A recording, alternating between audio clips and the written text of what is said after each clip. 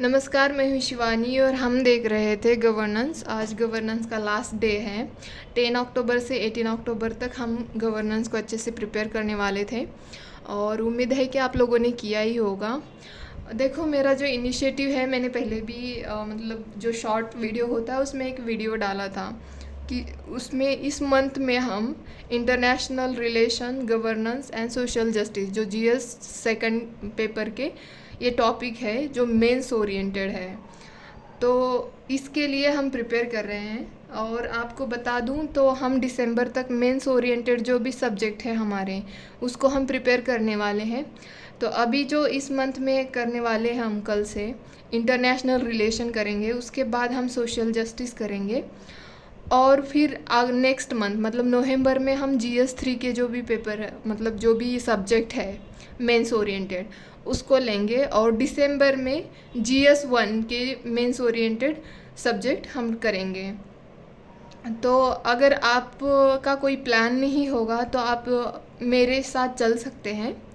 अगर आपका खुद के प्लान्स हैं तो आप अपने भी अच्छे से कर सकते हो। तो अब हम देखते हैं कि ये जो मैंने कल क्वेश्चन दे रखा था उसको मैं जस्ट बताऊंगी, क्योंकि क्वेश्चन थ्योरेटिकल है और लेंदी भी है, तो इसको हम ज़्यादा डिस्कस नहीं करेंगे। तो जस्ट मैं आपको यहाँ पे क्वेश्चन बताऊंगी और इसको कैसे लिखना है ये बताऊंगी, ठीक है। तो चलो अब हम क्वेश्चन देखते हैं। On what grounds a people's representative can be disqualified under the Representation of People Act 1951. Also mention the remedies available to such a person against his disqualification. ये हमें 250 वर्ड्स में लिखना था ये क्वेश्चन, तो आपने लिखा ही होगा। फिर भी मैं बताती हूँ कि यहाँ पे मैंने इंट्रोडक्शन में जो हमारा रिप्रेजेंटेशन ऑफ पीपल एक्ट है 1951 का, उसके अंडर मतलब क्या क्या प्रोविज़न की हुई है। तो ये एक्ट के अंदर हमें प्रोवाइड किया है, मतलब किया गया है, conduct of election to the houses of parliament. Parliament के 2 हाउसेस हैं, एक लोकसभा और राज्यसभा। इसके जो इलेक्शन होते हैं इसी एक्ट के अंडर इलेक्शन कमीशन कंडक्ट करता है।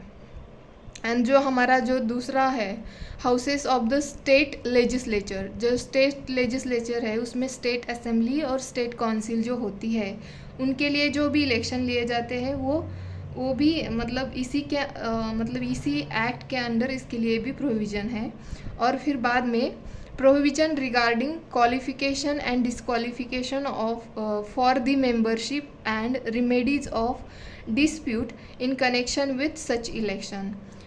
मतलब ये जो भी मतलब स्टेट के और जो सेंटर्स के जो भी हाउसेस हैं, इनके इलेक्शन मतलब इसी एक्ट के अंडर कंडक्ट किए जाते हैं।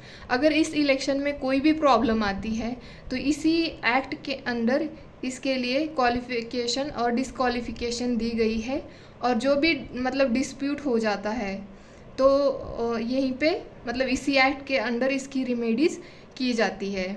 तो ये बस यही है, इसमें हमें याद रखना है, ये प्रीलिम्स के लिए भी इम्पॉर्टेंट है कि अगर मतलब पूछा गया कि RPA जो 1951 का एक्ट है, इसके अंडर क्या क्या प्रोविज़न है, तो हमें आनी चाहिए। तो ये मैंने यहाँ पे इंट्रोडक्शन में लिखा है और नीचे यहाँ पे मैंने डिस्क्वालिफिकेशन अंडर RPA 1951, इसके अंडर मतलब डिस्क्वालिफिकेशन की क्या क्या क्राइटेरिया बताए गए, ये हमने लिखे हैं।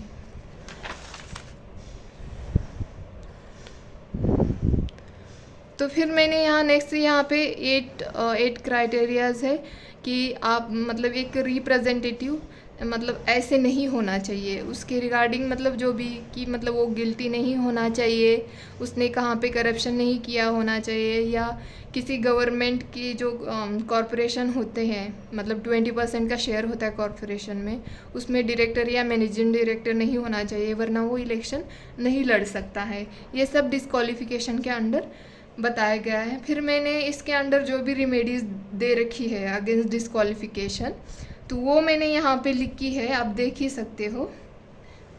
बस मैंने ऐसे मतलब बताया है क्योंकि वीडियो बहुत लंबी हो जाएगी अगर मैं यहाँ पे डिस्कस करते बैठ जाऊँगी। आप लक्ष्मीकांत में भी ये देख सकते हो।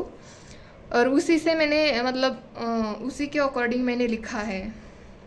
तो यहाँ पे हमने ये दे रखा है और फिर बाद में मैंने एक लास्ट में कंक्लूड किया है अच्छे से।